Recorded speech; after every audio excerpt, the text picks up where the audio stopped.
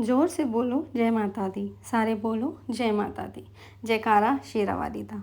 तो चल रहे हैं नवरात्रे, मैंने सोचा आपको भी क्यों ना माता के दर्शन कराए जाएं। तो अभी कुछ दिन पहले ही हम गए थे दर्शन करने माता की, जो कि है वैष्णो देवी कटरा में। पर बारिशों का है मौसम, सबने किया मना, मत जाओ, वहाँ पे लैंडस्लाइड्स होते हैं, पहाड़ गिर जाते हैं। पर क्या है ना, जब बुलावा आता है तो कोई भी बड़ी से बड़ी शक्ति आपको रोक नहीं सकती। ना हमारी कोई प्लानिंग थी, ना हमने कुछ सोचा था, बस बुलावा आया तो हम चल पड़े। ना हमारी टिकट थी, जो सबसे पहली ट्रेन मिली हमने वो की बुक और हम लोग उसमें बैठे और पहुंच गए वैष्णो देवी। रेलवे स्टेशन से उतरकर डायरेक्ट आप गवर्नमेंट काउंटर से टैक्सी ले सकते हैं, ताकि कोई भी आपको लूट ना सके। तो हमने वहाँ से टैक्सी ली और हम पहुँच गए कटरा में। तो कटरा पहुँचते ही हमने सबसे पहले लिया एक अच्छा सा होटल, वहाँ पे हमने किया थोड़ा सा रेस्ट और फिर हमने की अपनी यात्रा शुरू। लेकिन यात्रा शुरू करने से पहले आपको रजिस्टर होना पड़ता है यात्रा के लिए। या आप ऑनलाइन भी कर सकते हैं, बट हमारी कोई प्लानिंग नहीं थी, तो हम पहुंचे अपने आप को रजिस्टर कराने के लिए और हमने कलेक्ट किया अपना RFID बेस्ड यात्रा एक्सेस कार्ड। ये होना आपके लिए बहुत ज़्यादा ज़रूरी है, नहीं तो आपको एंट्री नहीं मिलेगी।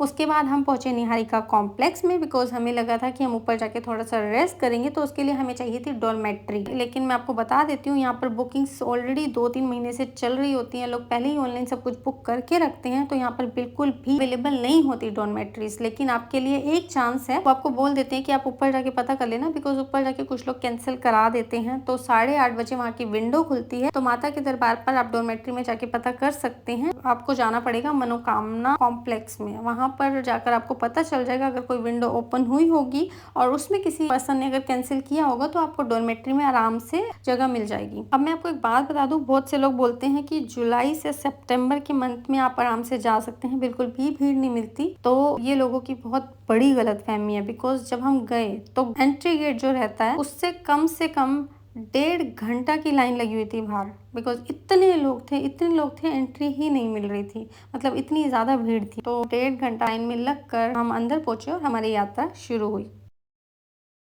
तो यात्रा शुरू करने से पहले जोर से एक नारा लगा देते हैं, जोर से बोलो जय माता दी। सबसे पहले जो शुरुआत होती है वो बहुत ही अच्छी होती है, बिकॉज यहाँ पर लंगर सेवा की फैसिलिटीज हैं। आपको एकदम फ्री लंगर मिलता है, जो कि आपको शुरू में भी मिलता है। बाणगंगा में नहाकर आप लंगर सेवा का आनंद ले सकते हैं और अपनी यात्रा शुरू कर सकते हैं। जी, छत पे भी मिलता है, भैरव जी भी मिलता है, जहाँ पे भी आपका मन करे आप वहाँ पर इस सेवा का आनंद ले सकते हैं। वैसे तो जो माता वैष्णो देवी की चढ़ाई है वो 13 किलोमीटर की है। अगर आप चढ़ाई करके नहीं जाना चाहते तो आप सीढ़ियों से भी जा सकते हैं। सिर्फ 700 सीढ़ियाँ हैं। ये तो सीढ़ियों पर चढ़ना ज़्यादा आसान लगता है, बिकॉज आप थकते भी नहीं हैं और धीरे धीरे आप पहुंच जाते हैं। जिसको घुटनों की दिक्कत नहीं है वो आराम से जा सकता है।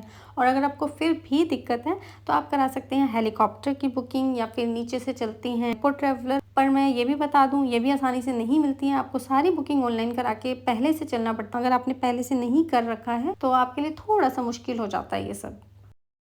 तो अर्धवारी पर पहुंचकर हमने सोचा कि थोड़ा सा रेस्ट लिया जाए और कुछ खाया पिया जाए। तो यहाँ पर हमें दिखा सागर रत्ना। यहाँ पर बिना लहसुन बिना प्याज का खाना मिलता है, लेकिन इतना स्वादिष्ट होता है, इतना टेस्टी होता है और इतना सस्ता खाना था। मुझे विश्वास नहीं हो रहा था कि सिर्फ हमने 300 रुपीज़ में इतना सारा खाना खा लिया। टेस्ट तो मज़ा ही आ गया।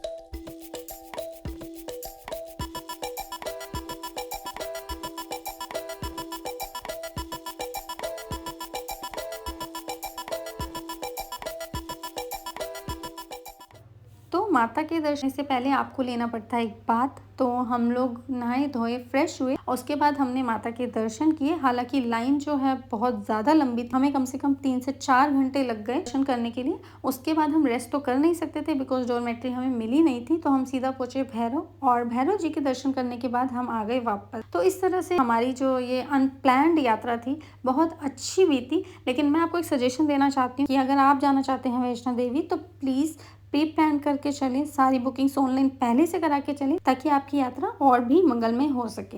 बिकॉज हमें काफ़ी ज़्यादा दिक्कत आई, हमें डॉर्मेट्री नहीं मिली, हम लोग ऑनलाइन टेम्पो ट्रैवल बुक नहीं कर पाए, ना ही हेलीकॉप्टर बुक हो पा रहा था, तो हमारे लिए बहुत ज़्यादा दिक्कत हुई। अगर आप चाहते हैं कि आपके लिए सारी दिक्कत ना हो और आपको माता जी के अच्छे से दर्शन हो जाए तो इन चीज़ों का थोड़ा सा ध्यान रखना। जय माता दी। अगले दिन हमारे पास पूरा दिन था बिकॉज हमारी रात की फ्लाइट थी, तो हमने सोचा क्यों ना जम्मू को थोड़ा सा एक्सप्लोर किया जाए, देखते हैं हम जम्मू को कितना एक्सप्लोर कर पाते हैं। तो ये तो थी एक मजाक की बात। हम लोग बहुत ज़्यादा एडवेंचरस, हम लोग निकल चुके थे बारिश के मौसम में। मैं आपको एक बात बता देती हूँ, जब हम लोग वैष्णो देवी से घर आए तो जस्ट एक दिन बाद हमें न्यूज़ मिली कि वहाँ पर लैंडस्लाइड हो गया है और शायद 2 लोगों की डेथ भी हो गई है। तो अगर आप एक ऐसी जगह जा रहे हैं तो थोड़ा सा प्रिकॉशंस लेके चलें, बिकॉज वहाँ पर काफ़ी ज़्यादा पहाड़ ऐसे होते हैं जो सीधा सर के ऊपर होते हैं और उन जगहों पर लिखा रहता है कि यहाँ पर खड़े मत रहो, यहाँ पर खतरा है। मैंने देखा कि बहुत से लोग वहाँ पर खड़े हैं, फोटो खिंचवा रहे हैं। प्लीज थोड़ा सा ध्यान रखो, आपको जहाँ लगता है कि ये जगह सेफ है, यहाँ पर पहाड़ नहीं गिर सकता है या यहाँ पर खतरा नहीं है, वहाँ पर खड़े रहो, फोटो खिंचवाओ, एंजॉय करो। इसी जगह पर ना खड़े रहो जहाँ पर खतरा है।